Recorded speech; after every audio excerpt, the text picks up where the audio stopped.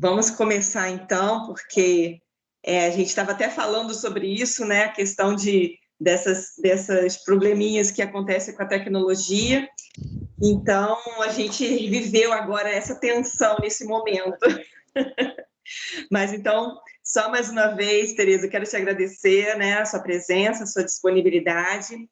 Para quem não conhece, gente, a professora Tereza Fragelli, ela já foi professora, né, psicologia do esporte aqui na Universidade Veiga de Almeida, e supervisora também no estágio, né, no SPA, né? Ela é psicóloga clínica e do esporte, especialista em psicologia clínica e do esporte, com mestrado em psicanálise e sociedade, né? Ela também foi professora do MBA em negócios da Trevisan, atuou no Fluminense e no Botafogo como coordenadora do Departamento de Psicologia do Esporte e é membro fundadora da SOPERJ, né? Então, professora Tereza, muito obrigada por sua presença.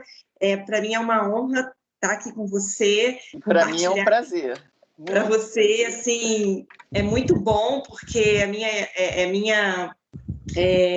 eu entrei na Veiga, eu acho que você já estava aqui com um percurso assim muito grande e para mim você é uma referência, né, nessa área, assim como a professora Adriana, o professor Paulo Ribeiro, a professora Clarice, entre outros profissionais aí tão importantes da psicologia do esporte no Rio de Janeiro, né, no Brasil e no mundo. Então, professora, eu convidei, né, a senhora para falar da psicologia do esporte, do seu percurso, das suas opiniões, da sua visão, né, atual da psicologia do esporte. Nessa turma, é uma turma aí mais ou menos entre 7º e 9º período, né, do curso de psicologia. Muitos já estão aí se encaminhando para a finalização do curso. E nessa disciplina de psicologia do esporte, né, que eu herdei provisoriamente aí do professor Paulo Ribeiro, a gente vê muita parte teórica, né, sobre ansiedade, crenças, a atuação do psicólogo do esporte nas diversas áreas, né, e eu achei bacana estar convidando os profissionais dessa área para fazer parte, né, dessa disciplina. Então, eu vou passar a palavra para você, professora, para não perdermos mais tempo da sua linda história. Obrigada, Rivane. Mais uma vez agradeço muito o convite. É com muito prazer que eu falo dessa área que até hoje é muito pouco conhecida. E já começo assim a minha fala dizendo o seguinte, que quando os alunos chegam a essa fase do curso, eles já têm uma trajetória mais ou menos definida. Eles já escolheram a linha de atuação, já escolheram no que eles gostariam de trabalhar. Isso eu acho um grande erro, para te falar. Estou aqui falando sinceramente e pela minha própria experiência. A minha formação, por exemplo, toda foi em psicanálise, toda. Até hoje eu atuo com psicanálise. E quando eu fui trabalhar com o esporte, eu era a única psicanalista. Agora tem a Clarice Medeiros, tem outros, mas eu era a única que atuava e tinha a linha psicanalítica. Eu era até alvo de ataques, como se eu não pudesse trabalhar, porque eu tinha uma escuta psicanalítica que até hoje eu ainda acho que é a melhor escuta da psicologia. É a escuta psicanálise.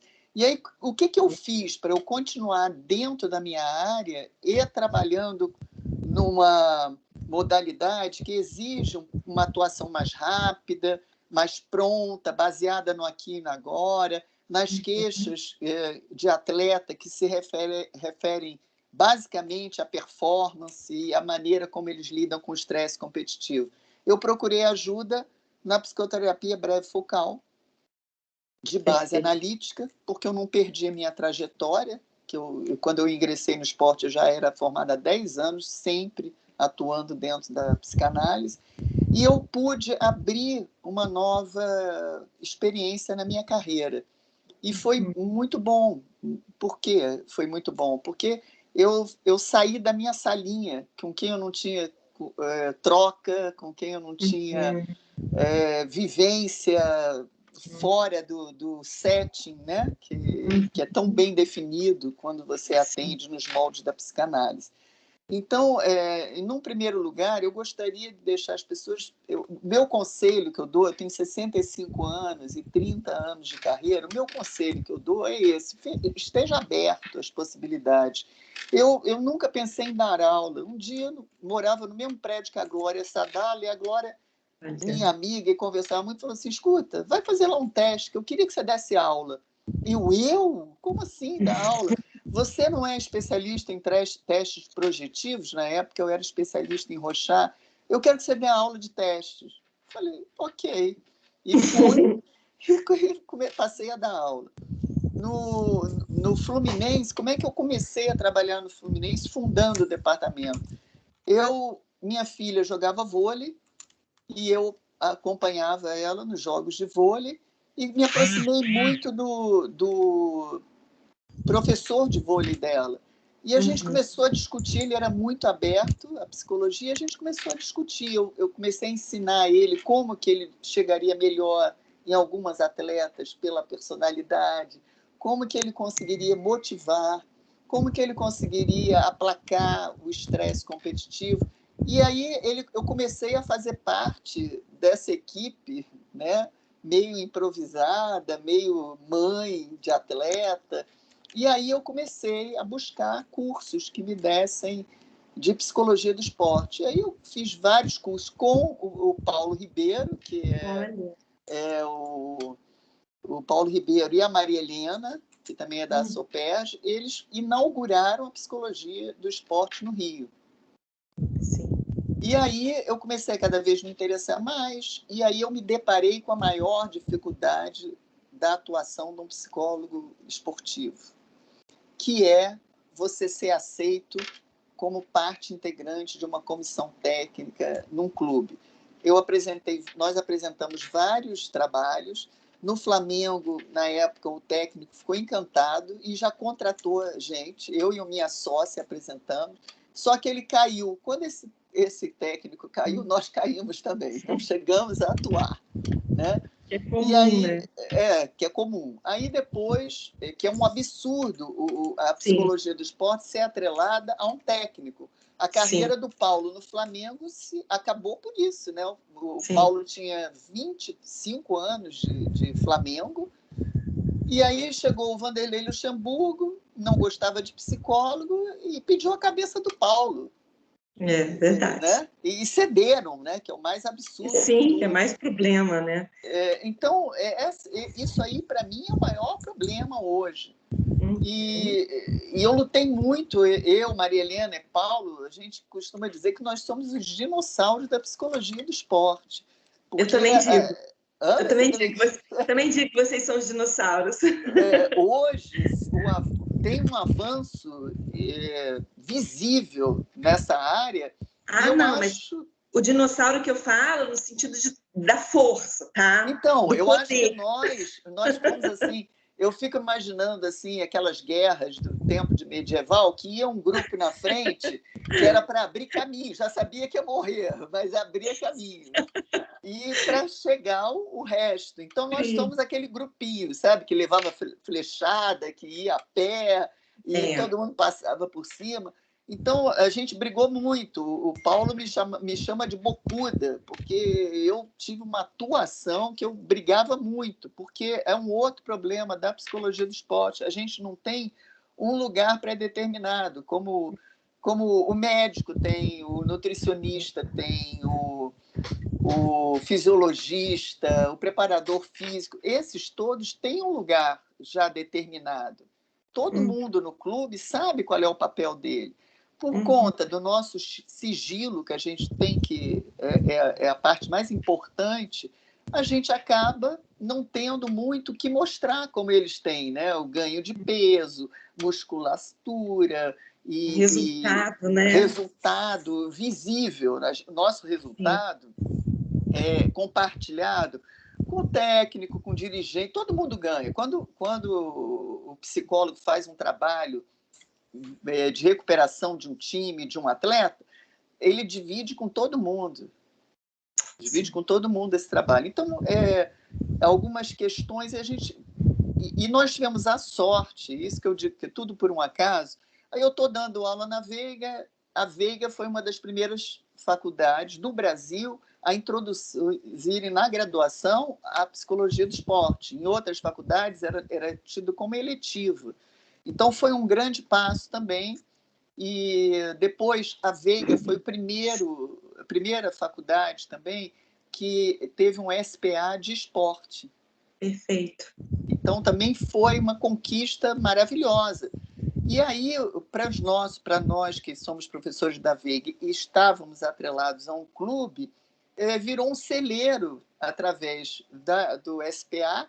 Nós começamos a treinar pessoas, levava para o clube para trabalhar, que na nossa época também a gente não conseguia contratar, um psicólogo era contratado, o resto trabalhava de graça. Então a gente tinha que aproveitar os nossos supervisandos, né? Que para a gente era uma grande vantagem, que a gente trabalhava supervisando já na nossa linha. E eu fornecia, até a gente trocava, eu fornecia para o Flamengo, para outros clubes concorrentes, né? E aí, voltando para a questão da escolha por uma linha teórica, eu tinha alguns atletas que atuavam no Vasco, eu tinha alguns supervisandos que atuavam no Vasco, eu emprestava para o Vasco, para o Flamengo, e a linha deles era cognitiva comportamental.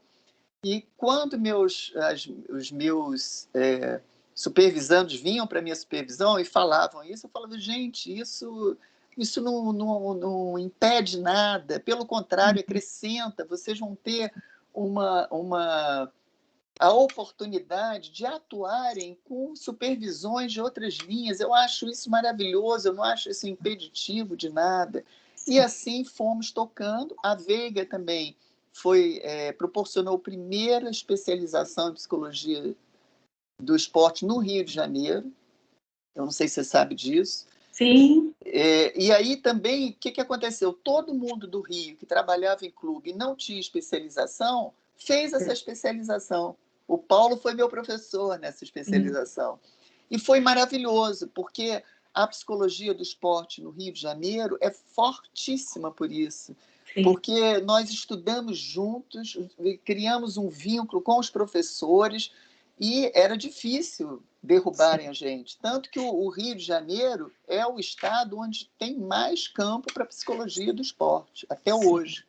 Sim. Então, eu estou falando isso para mostrar assim, esses primeiros passos e como a coisa aconteceu. Então, eu fiquei no Fluminense, abri um mestrado na Veiga, e eu fiz, que era esse de psicanálise e sociedade, e eu me submeti a um desafio hercúleo, que eu tinha uma supervisora, a Beth Fuchs, Sim. que é psicanalista, que eu sou apaixonada pela produção teórica da Beth Fuchs, mas aquela psicanalista de carteirinha.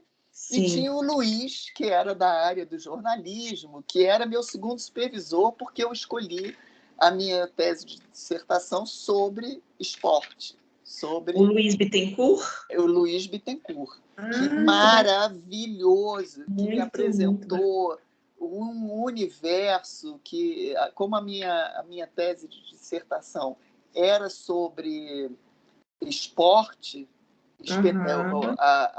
o futebol na sociedade de espetáculo, o Luiz me ampliou essa coisa. Sim. Agora, a Beth Fuchs me arrasava nas supervisões, porque ela não considera o que eu fazia psicanálise. Então, o que eu e o Luiz combinamos?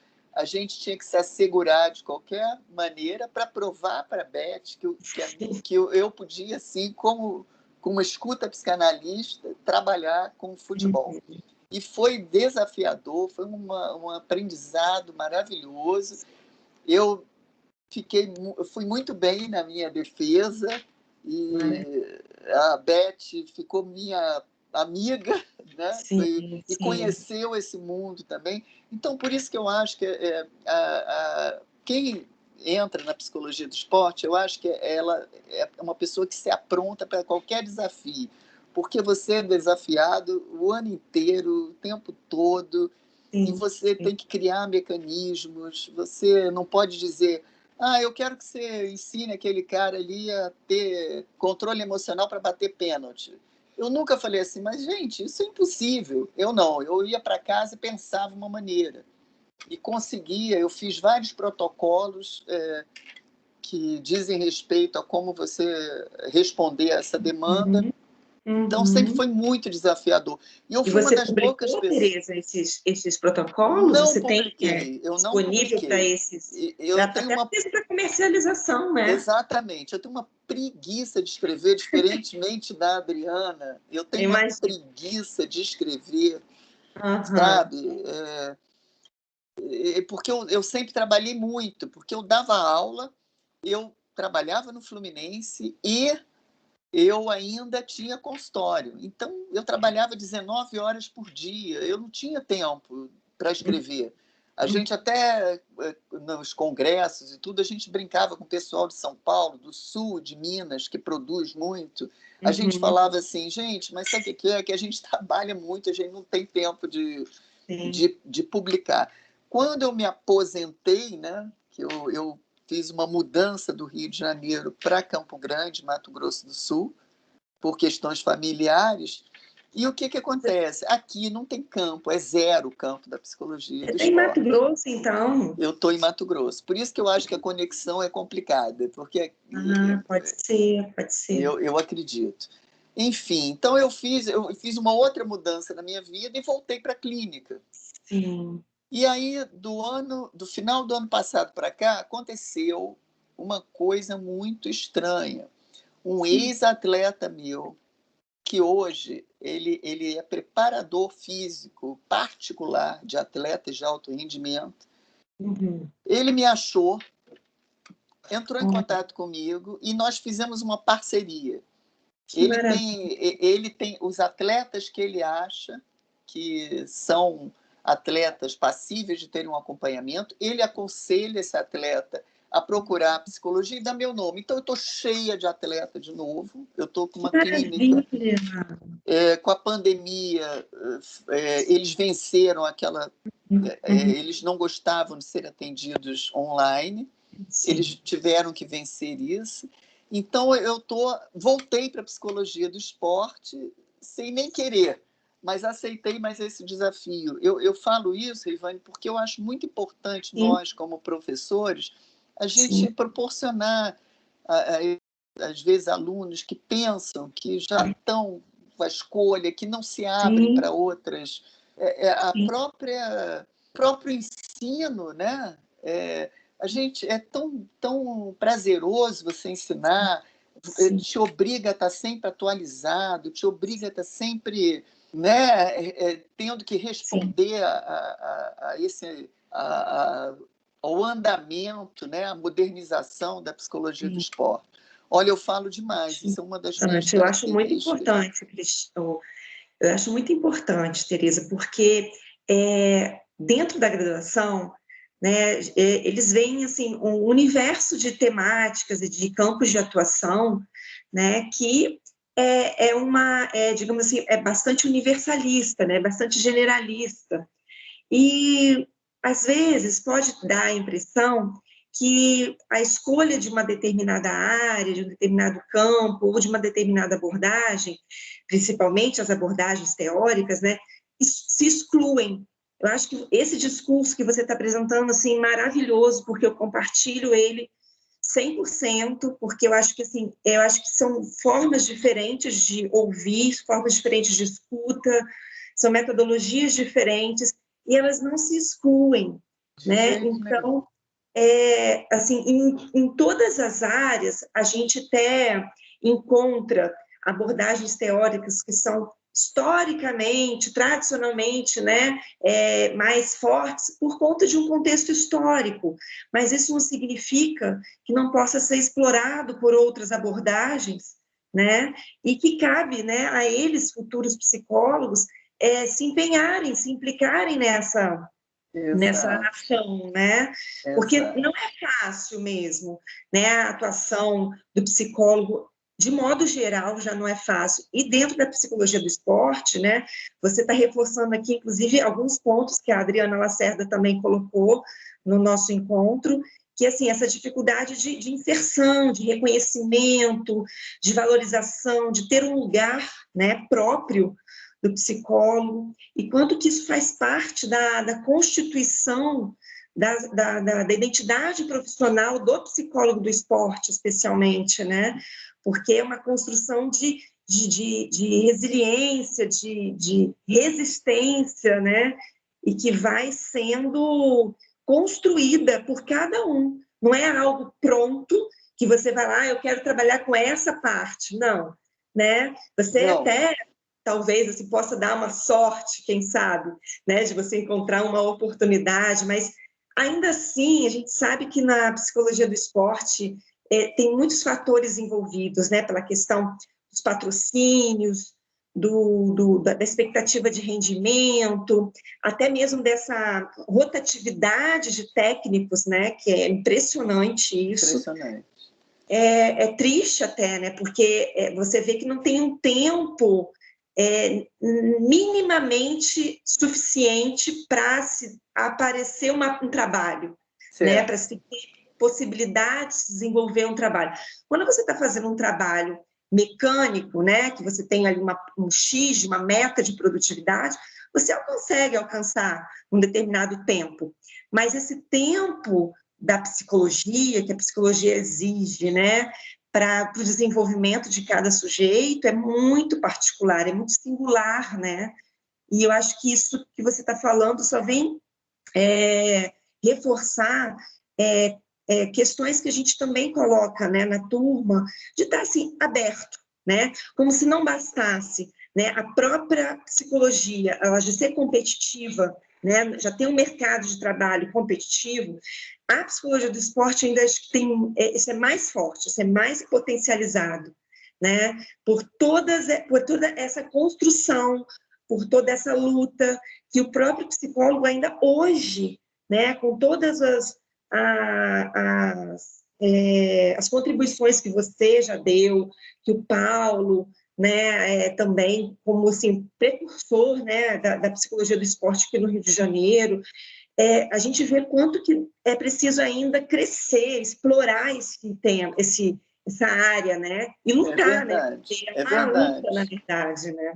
Quando eu saí do Fluminense, o Paulo, eu conversei com o Paulo, com o pessoal, com a Adriana, com todo mundo, e eu falei, eu vou sair do Fluminense.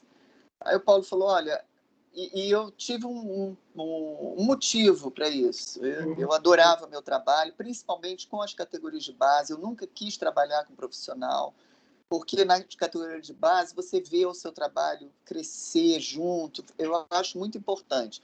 Apesar de todos os sacrifícios, você tem que trabalhar sábado, domingo, e é uma coisa, não ter férias de um mês, e tudo isso. Mas eu sempre achei meu trabalho importante e gratificante.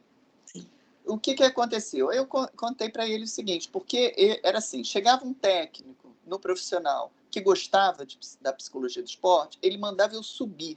Isso desarrumava a minha vida demais, né? Aí chegava um que detestava, ele mandava eu descer.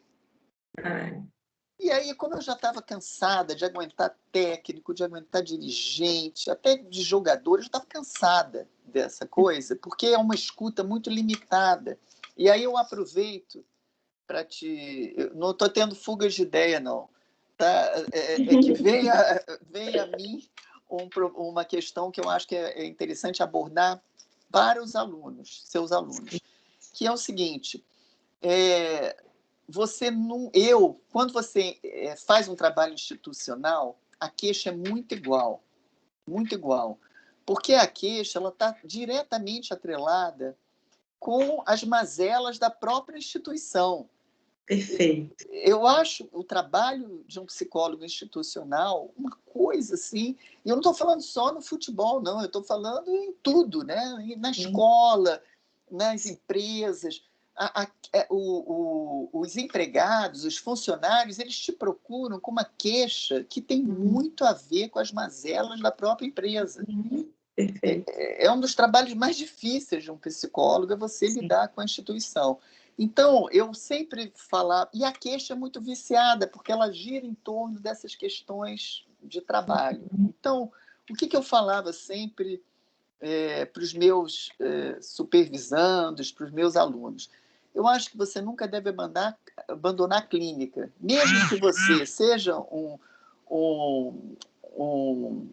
psicólogo que trabalha em empresas, em psicólogo institucional, nem que você tenha 1 ou 2 pacientes, mas essa escuta individual da sala, do consultório, ela só te enriquece, é importantíssima para a tua atuação como um psicólogo de instituição.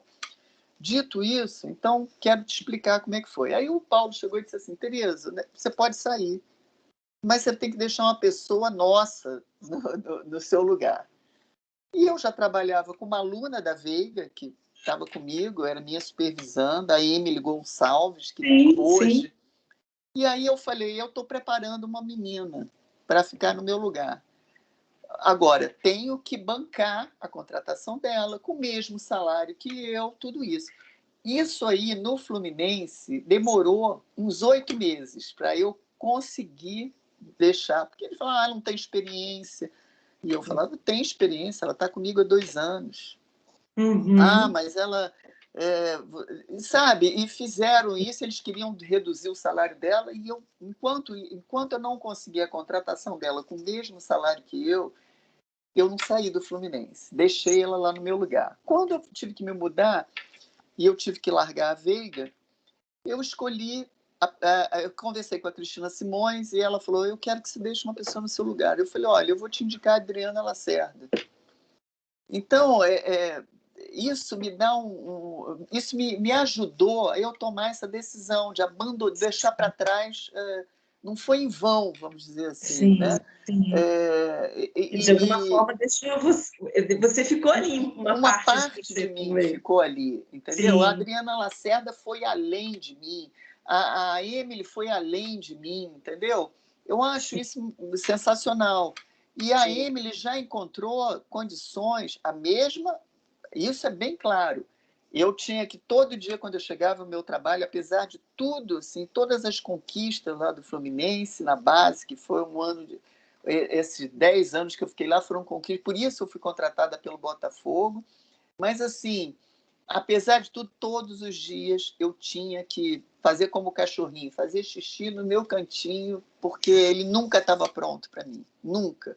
E quando a Emily chegou lá, a Emily, até ela se firmar como profissional, ela enfrentou problemas seríssimos, que ela era iniciante, ela tinha que responder na mesma altura do que já tinha sido implementado, e ela, vamos dizer assim, ela trabalhou muito, ela tem uma personalidade muito boa para isso, porque quando você vai escolher uma pessoa para a sua equipe, você tem que tomar muito cuidado.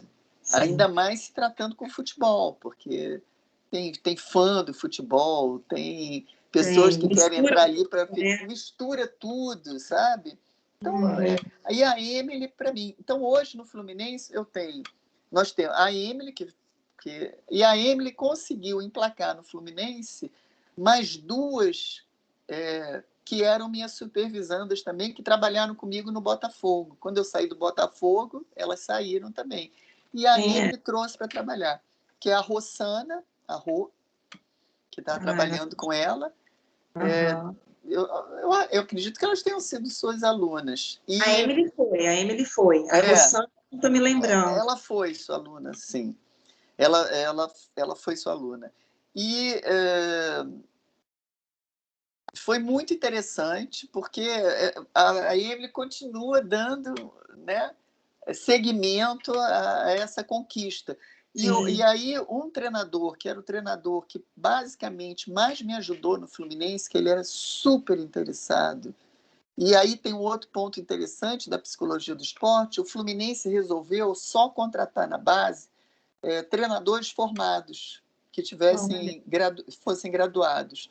E isso também ampliou a nossa atuação, porque os professores foram substituídos por professores de verdade. E eles tiveram oportunidade de ter contato com a psicologia na graduação deles. Sim. E eles eram mais abertos. Então, isso foi fazendo toda uma diferença. E esse sujeito, que foi a pessoa que me abriu as portas, ele hoje é coordenador da base do Fluminense. Então, o apoio que ele deu a Emily, meu amigo particular, ele deu um apoio para a Emily, que a Emily hoje, é o que eu digo, ela foi além. Se eu tivesse tido um coordenador desses na minha época, eu acho que eu nunca teria saído do futebol. Sim. Então, eu acho que o fato da gente ter uma união, tanto que os paulistas, mineiros, eles invejam a união que nós temos no Rio. De todo, né? Do campo de atuação, do desenvolvimento de conhecimento, de tudo, né, Tereza? Eu até estou em contato com a Emily para ver também se ela poderia estar aqui com a gente em um outro momento, mas ela realmente está, assim, a agenda dela é super difícil. Porque ela está assim. no profissional. Sim, ela está no profissional, mas ainda complicado. continua como coordenadora da base, né? A vida Sim. dela está difícil, difícil, muito difícil. Eu mesma, às vezes, a gente passa tempo sem se falar, mas estamos sempre nos falando. Sim. A gente está assim, eu mando mensagem para ela, ela responde uns dias depois, ela me manda, eu respondo uns dias depois. E a Emily, ela tem uma outra linha de atuação, que é a psicologia positivista. Né? Está bastante em voga, né? Está bastante em voga. Eu não conheço muito sobre... eu até falei para ela que eu quero fazer um curso depois, para eu entender melhor, só que a pandemia veio e me tirou do curso. Então, mas eu acho que seria muito interessante, que é uma coisa muito nova. E tá a Simone também, que eu acho que foi sua aluna também, que está trabalhando lá com a Emily também. Que são duas que foram minhas estagiárias na UVA, né? No SPA. Então, quer dizer, é um trabalho que a gente olha assim, e ele vai sendo, parece assim que não é, mas ele é todo linkado. Sim. O Paulo deixou é um legado meu, e isso, nossa, cada conquista da Emily é uma conquista minha também. Sim, e eu fico muito orgulhosa. Mãe, né? Tipo mãe, é uma mãe, né? Imagino. E é muito interessante. Então eu acho assim que hoje o campo para psicologia do esporte, ele está muito mais favorável do que há 10, 20 anos atrás. E o Fluminense ainda tem um fato, e foi o melhor clube que eu já trabalhei, porque o Fluminense ele tem hoje um psicólogo como coordenador técnico. Então, esse psicólogo ele já tinha estado na minha época, me chamou para o profissional, e a gente montou um esquema muito bom no profissional, só que ele saiu do Fluminense e foi levado para trabalhar em outros clubes. Ele é muito disputado. E agora ele voltou para o Fluminense e ele dá muito apoio a Emily. Que maravilha. Porque ele é um psicólogo formado. Apesar dele não atuar como psicólogo, ele tem essa visão da importância da psicologia. É fundamental, né? É fundamental. A Adriana Lacerda tem um trabalho muito voltado para a motivação, né? Sim. Que eu acho... a motivação eu tenho grande interesse por essa matéria. Eu acho que são 3 pilares da psicologia esportiva que você deve estar vendo em aula, que é a percepção, a motivação e a atenção. E a atenção. Acho que até o tema de tese de doutorado dela, se eu não me engano. É a motivação, exatamente. Porque a gente viu ao longo da nossa carreira e até vivenciamos e estávamos presentes a ver assim, times inteiros, atletas serem destroçados pelo mau uso da motivação. Uhum. Essa era uma grande dificuldade da psicologia. Você chegava lá, se apresentava como psicólogo, escuta, eu quero que você motive o time, sem levar, às vezes, em consideração que aquele time já estava muito ativado e ele já estava motivado. Então, ele não precisava disso. Então, são coisas tão loucas que a gente viu ao longo da nossa carreira e hoje eu agradeço muito aos meus colegas que produzem, né? Nós temos a Adriana, a Clarice, que estão sempre produzindo, e o Paulo, porque é tão necessário quanto a prática é a produção, né? Sim, Literária, científica.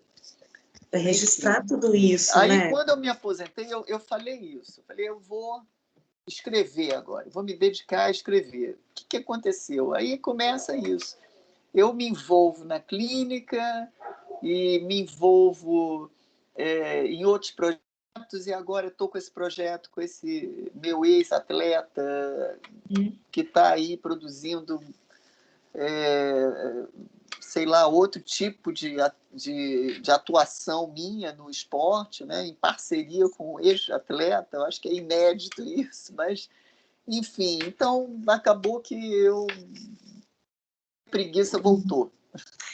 Porque essa dedicação da escrita, né, científica, né, uma coisa que até a gente fala bastante também no curso, né, na graduação, que é uma escrita uma escrita difícil, não é, né, uma matéria de um jornal, de uma revista que você vai escrever, né, de uma revista mais comercial, digamos assim, né?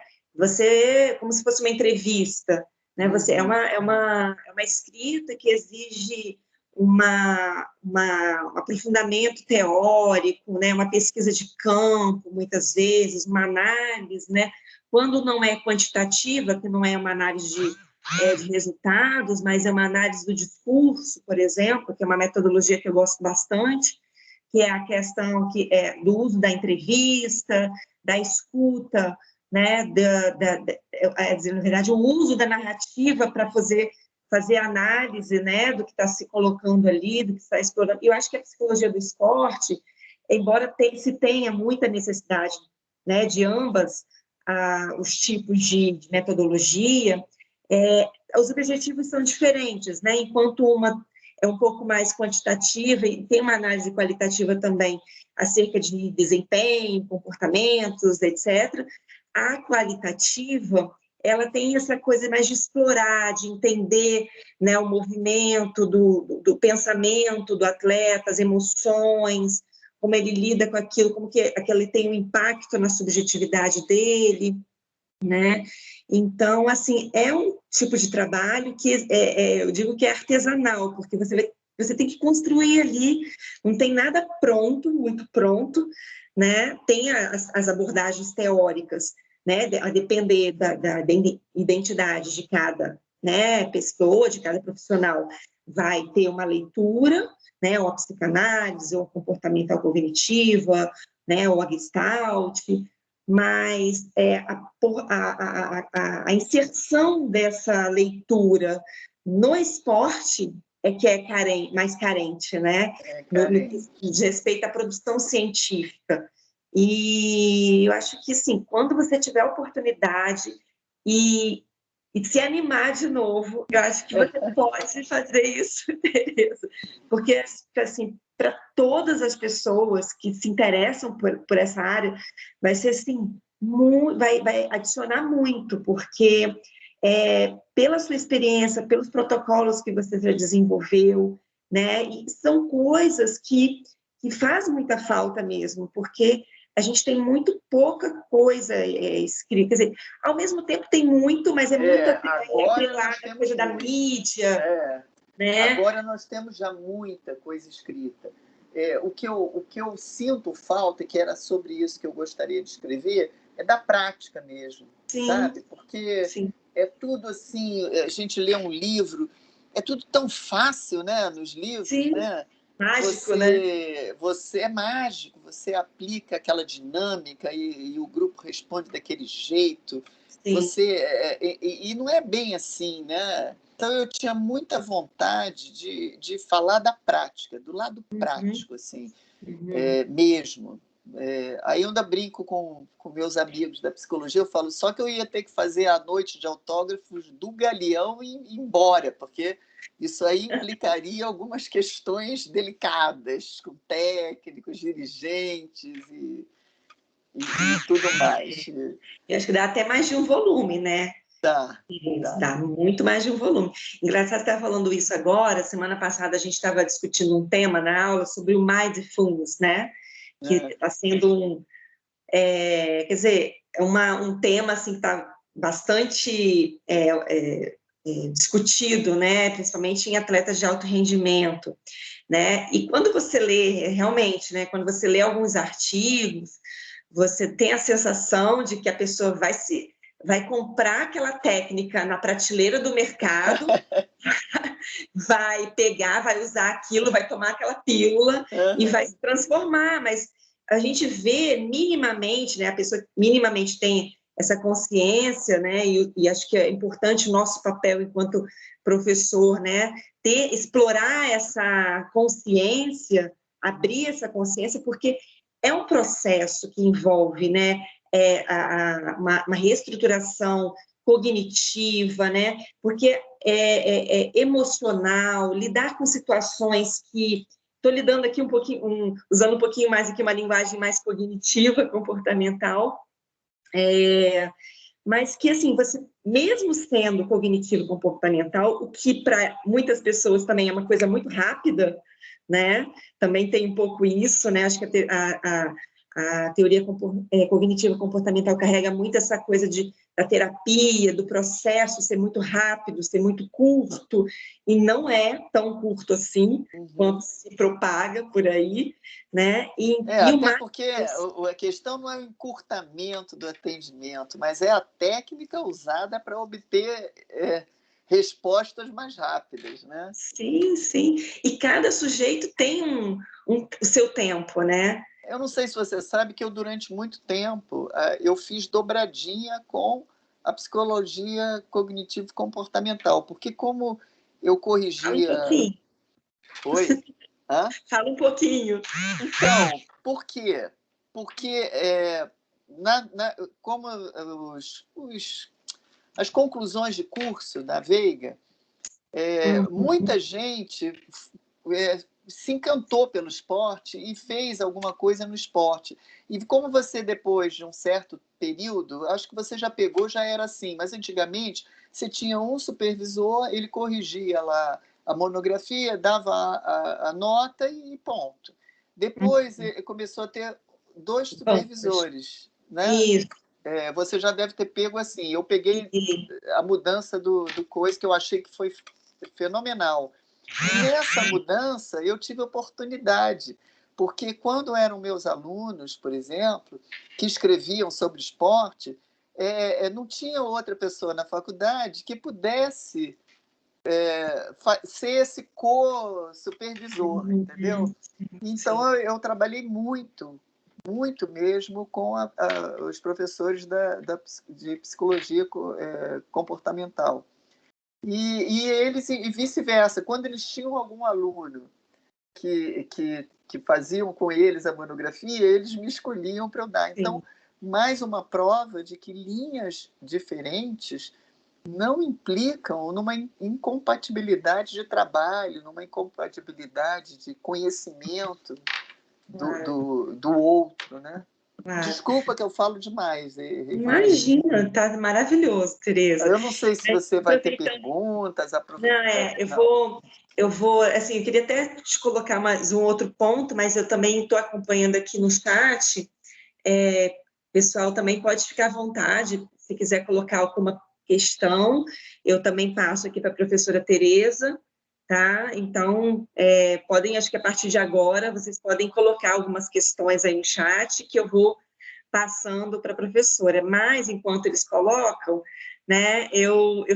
Fiquei me perguntando aqui agora, assim, desse novo trabalho que você está fazendo, né, esse novo projeto, né, um atendimento, né, mais individual fora de uma instituição, né, tem assim uma ocorrência de demandas assim mais específica, mais voltada para uma, ou é mesmo muito particular de cada atleta, assim? São demandas bem diversas, ou questões também, fazendo já o link com essa coisa das características pessoais, questões relacionadas à família, se aparece muito isso. Aparece. E isso é uma das questões que você tem. Eu acho que você tendo uma escuta, eu nos meus primeiros anos de atendimento, eu só trabalhei com criança. Eu acho que as faculdades de psicologia, elas deveriam ter uma matéria obrigatória para você ter a oportunidade de entender o que é psicoterapia infantil, né? Porque a criança, ela te dá uma bagagem sensacional, porque numa sessão que um adulto às vezes leva um tempão para apresentar um material, a criança apresenta 3, 4 materiais numa sessão só. Ela não disfarça os problemas dela, ela te exige. Se você dá faz uma pontuação errada, ela te desmascara na hora. Eu acho sensacional. E isso me ajudou muito no meu trabalho com a base, né? Porque a gente já trabalhava com crianças de 11 anos até 21 anos. Então, isso me deu uma bagagem boa, e eu sempre trabalhei também com essas crianças, até o infantil, que é sub-15, eu sempre trabalhei com os pais, porque não adianta a gente sabe que quem trabalha com criança, não adianta você atender a criança sem você também fazer um acompanhamento dos pais, né? E no mesmo, eu senti essa necessidade quando eu cheguei no Fluminense também de acompanhar os pais, né? E as personalidades, agora voltando à sua pergunta, vou responder assim diretamente. O atleta, o problema maior do atleta é o rendimento, é a situação dele no clube. Eu agora, então, só estou trabalhando com profissional, não tenho ninguém da base. Então, o problema dele é esse, acontecer, vamos dizer assim. Agora, no meio dessa coisa, ele traz um problema com a mulher, uma incompreensão com a namorada, um cansaço de estar sempre sendo demandado e não poder falar. Sim. Então aparece, mas basicamente por isso que a psicoterapia breve focal, ela ajuda tanto nesse trabalho, porque você não se prende, você trabalha com uma atenção flutuante, né?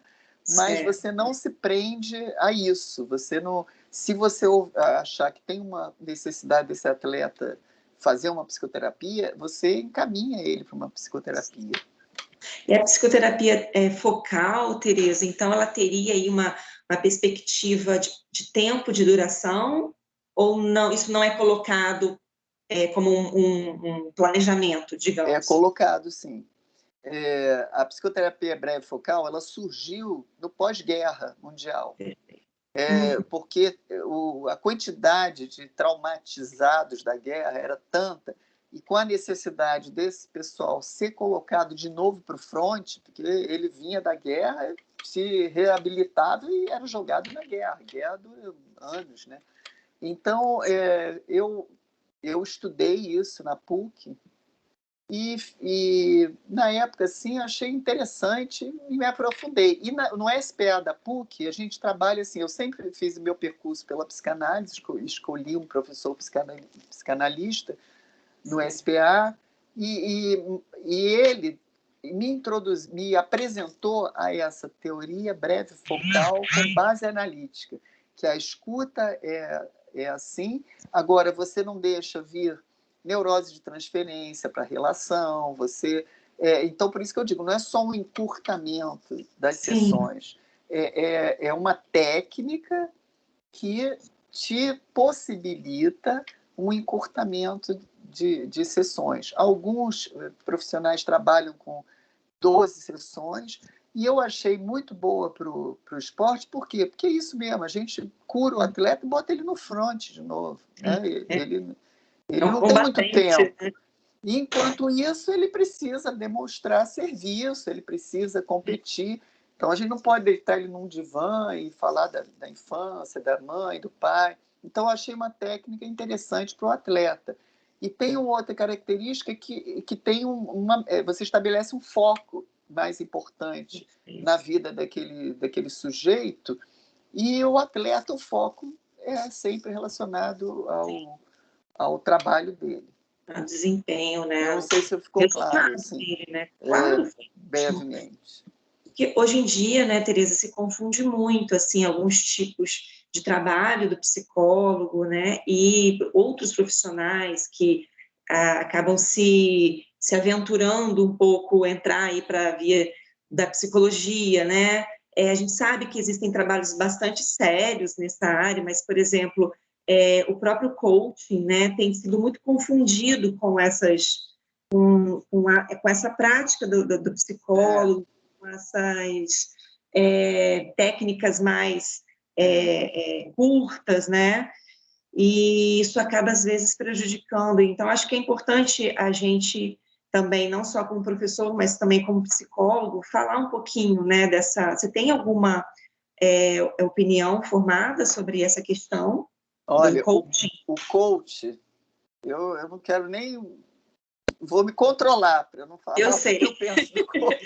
Eu sei que eu estou jogando fogo na fogueira. Eu vou tentar ser controlado. Em outras épocas eu falaria coisas piores, mas enfim, eu acho que o coach, só para encurtar, é um fruto da sociedade do espetáculo. Perfeito. Que busca pouca pesquisa, pouca teoria, que quer resultados rápidos, praticamente imediatos, e não se preocupa muito com o que está por trás desses resultados imediatos. Então, para mim, o coach se exprime nisso. Eu tenho um profundo desprezo por essa modalidade que surgiu agora. Inclusive, eu vou te trazer um negócio que hoje vários empresários estão dispensando, porque eu tenho muitos empresários que eles pagam o tratamento dos atletas. Eles acreditam que isso é importante, o clube não fornece, e hoje, por exemplo, esses atletas, a maioria que eu estou atendendo, os que já têm uma carreira definida, eles mesmo pagam.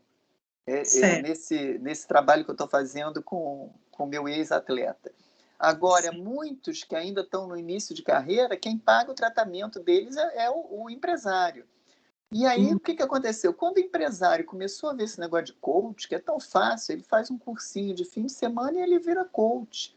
Então, Perfeito. ele resolveu ser o coach, o psicólogo e o coach do próprio atleta dele, num problema gravíssimo que anda acontecendo, porque, inclusive, eticamente, é uma coisa horrorosa. O sujeito ganha, empresariando aquele atleta, ganha um fixo em cima de todos os contratos, que gira em torno de 10% a 20% de tudo que eles assinam. E esse cara é um cara que vai dar conselho emocional para esse. Por isso que a indisciplina do atleta, essa questão do atleta, as dúvidas que o atleta tem, se ele é um ator ou se ele é um atleta, que a sociedade do espetáculo trouxe para ele, né? Lidar com isso, agora é agravado pelos conselhos de empresários coach. Certo, verdade. É uma loucura isso, né? Porque eu acho que é uma loucura, como você falou. Inclusive, outro dia, um amigo meu de muitos anos, que é empresário de atleta, inclusive, na época ele fala que eu que abri essa porta, eu falei para ele uma vez, por que você não vai empresariar jogador, já que você gosta tanto de esporte? E ele vive disso, muito bem sucedido. Outro dia ele me disse o seguinte, um atleta dele chegou a mim, não por ele, não por ele. E aí eu não disse para ele, mas como eu tenho muita intimidade com ele, eu falei, escuta, seus atletas, você incentiva eles a fazerem terapia, não sei o quê? E ele me disse assim, não, porque o meu irmão fez um curso de coach, ele que está fazendo esse trabalho. E o irmão é empresário com ele, eles são sócios. Eu falei, gente, mas isso é um absurdo. Aí o irmão no Facebook postou lá um negócio dizendo que ele tinha feito o curso de coach. Aí eu respondi assim, não me contive e respondi assim, olha, psicólogo de atleta tem que ter especialização em psicologia esportiva.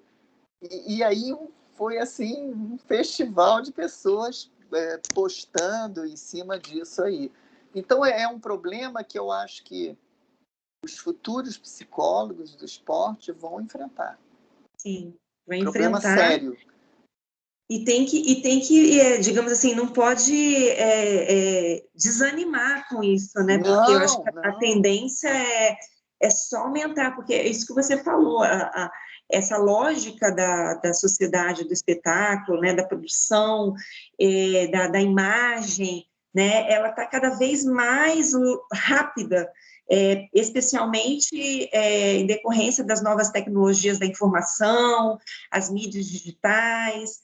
Então isso potencializa, né? Isso, Essa questão. O Luiz Bittencourt, que eu citei, Sim. que foi o Luiz Bittencourt, ele me apresentou a um filósofo chamado Edgar Morin, que está fazendo 100 anos aí da existência da primeira publicação dele.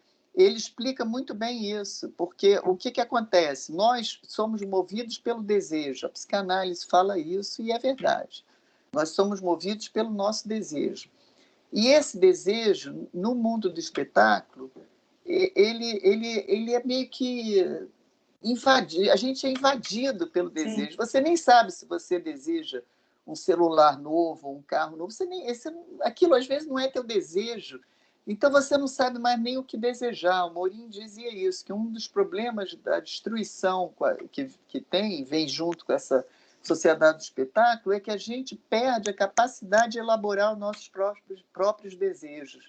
E esses coaches, eles estão fazendo isso. Sim. Eles estão fazendo isso. Eles usam, assim, para os atletas, um chamariz que você vai ter uma casa maravilhosa em Angra, você vai ter um helicóptero, você vai poder fazer o que você quiser. E aí o que é? Ele para de ter contato com o desejo dele, que levou ele àquela prática esportiva, que levou ele a ser um perfil diferenciado e tudo mais. É um concorrente. Acaba que o sujeito se afasta dele mesmo, né? Quando ele perde esse contato, né? Exatamente. Perde esse contato e fica muito na superficialidade do material, né? Isso. E aí, quando esse material ele não é mais o desejado, digamos assim, socialmente, ele não sabe o que desejar. Né? E ele fica completamente fragilizado, né? Vulnerável, porque ele não sabe mais, se ele perde a referência dele e a referência que é externa também se acaba, né? A probabilidade de desenvolver aí tipo, uma depressão, né? Algum transtorno, algo que possa prejudicar mesmo, né, a saúde dele é muito grande, né, Tereza? É muito grande. O buraco da angústia, ele nunca vai ser completo. Você vai estar sempre desejando algo que você não tem. E a sua vida vai basear nisso, de você conseguir suprimir essa angústia, essa busca, né? Sim. Com alguma coisa que você pode comprar. Sim, sim. Isso tem muito a ver com a questão da motivação que você falou anteriormente. Nossa, dos pilares, né?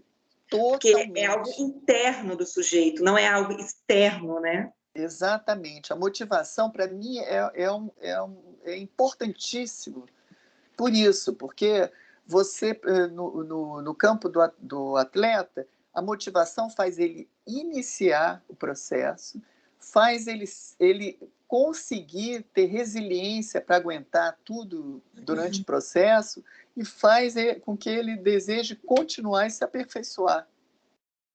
Então, sem motivação, ou com uma motivação pobre, que se resulta só a você ter uma casa maravilhosa, uma piscina, um jato, e é uma motivação pobre. Sim, sim. E você vê isso também, Tereza, como uma construção assim social, né? É uma repercussão sócio-histórica também nesse sujeito, porque a gente vê que dependendo da cultura, né, isso pode variar um pouco, mas isso que é passado como sendo o melhor, né, o mais bonito, o mais desejável, é algo que também vem aí de um modelo, de uma lógica capitalista, de uma lógica, né, de consumo, que acaba direcionando muito, né, as pessoas sem elas perceberem, né? Isso é totalmente imperceptível, é totalmente imperceptível.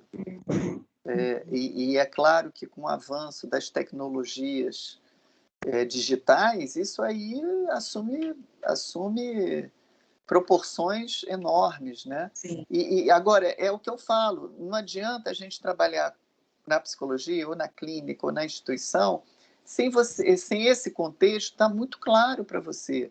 Sim. Porque esse contexto ele vai estar invadindo todo o nosso modelo de vida, a escuta dos nossos pacientes, né? A gente tem que estudar muito isso, estudar muito mesmo, para a gente poder ter condições de responder a essa demanda que vem para a gente, tanto na instituição como no consultório. Desculpa. Sim, e perceber, né, que ele, o profissional, o psicólogo, ele também é atravessado por essas questões, né? Porque senão ele não consegue, quando você fala, né, de estudar, de se engajar, eu acho que esse investimento, né, em si mesmo, do psicólogo, né, propriamente dito, é muito importante, né? É muito importante. Na época que eu fiz psicologia, na PUC, por exemplo, a gente não conseguia ingressar no SPA sem estar fazendo terapia. Era uma exigência na PUC.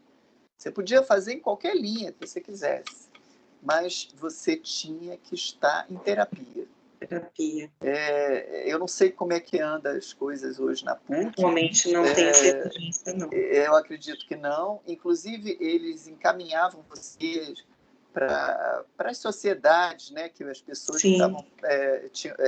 como no SPA a gente tem que atender para praticar, e eles encaminhavam a gente, quem não tinha problemas financeiros para pagar, mas tinha uma exigência.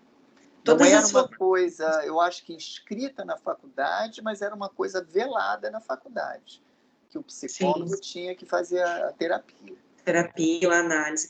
Eu também me recordo, na época que eu fiz a graduação, de fazer contato com uma formação, né? Na época até eu fiz contato com a formação freudiana, e com esse atendimento social, né, que a maioria das formações dão, né, e para o estudante universitário era maravilhoso, porque tinha um valor simbólico, mas que o atendimento era, assim, primoroso, né, então... Os atendimentos são muito bons, porque eles são supervisionados, né? Sim. E outra coisa que eu aproveito até para as pessoas que estão iniciando a carreira, quando você se forma, eu acho que você tem que ter uns 2 anos, pelo menos, de supervisão. Se você vai para consultório, você tem que ter uma supervisão. Como é que você sai da faculdade, abre um consultório e começa a atender? Para e pensa o perigo disso. Muito grave. É muito grave. Então, eu acho que eu continuei eu fiz 2 anos de supervisão com o meu supervisor lá do SPA, depois que eu abri meu consultório. E aí fui fazendo cursos, né, concomitante, de especialização, pós, e depois fiz mestrado.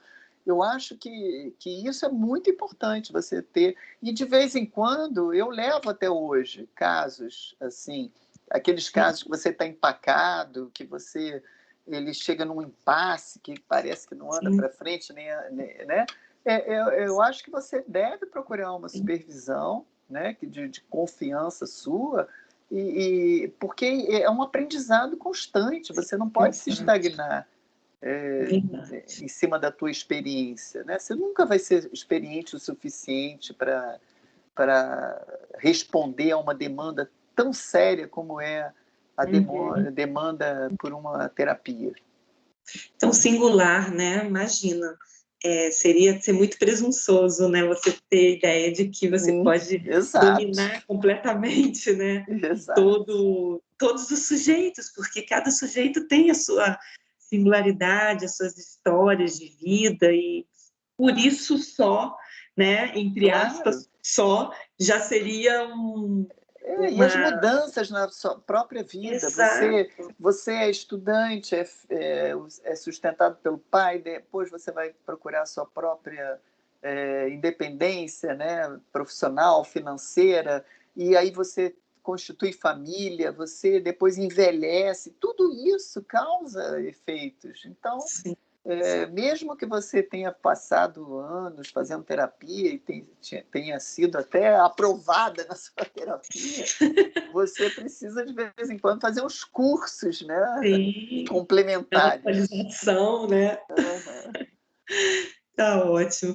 Gente, a gente vai terminando por aqui, então. A gente já são meio-dia, acho que tem aqui elogios aqui no chat, agradecimentos. E eu agradeço, Tereza, mais uma vez. Eu também te agradeço a oportunidade da gente fazer essas trocas, né? Porque eu acho que são trocas maravilhosas. Maravilhosas, eu que agradeço muito.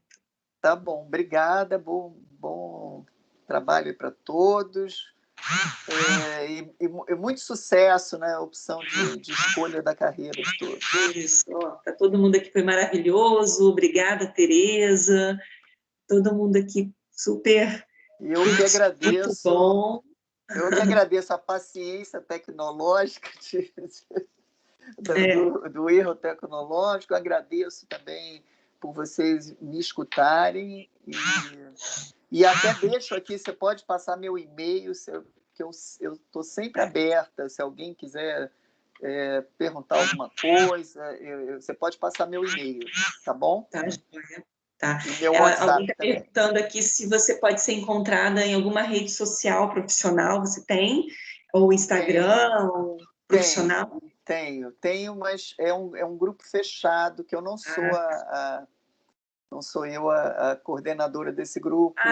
Tem até um link aqui que eu queria colocar também, vou colocar aqui no chat, o link da Soperge, porque a Adriana também comentou isso semana atrás, e eu verifiquei que vocês fazem cursos também. Vários cursos. Né? E vai ter um, inclusive, amanhã, falando sobre o tema de amanhã, o encontro temático, né, de amanhã vai ser quem cuida de quem cuida, a saúde mental dos profissionais de psicologia do esporte. É interessantíssimo. Esses cursos todos são muito interessantes. Muitas vezes eu não consigo participar online, porque eu atendo online, né? Sim. É um problema, assim. Mas, como eles ficam dispostos lá no site, depois eu estou sempre me atualizando, mas são maravilhosos, maravilhosos. Tá joia, então, eu querida. recomendo, tá bom? Tá obrigada, bom. muito obrigada. Mais uma vez. Um beijo pra você. Grande. Tá? Depois nós nos falamos, então. Nos falamos, sim. Tchau. Beijo grande, gente. Tchau. Tudo de bom para vocês. Tchau, tchau. Tchau.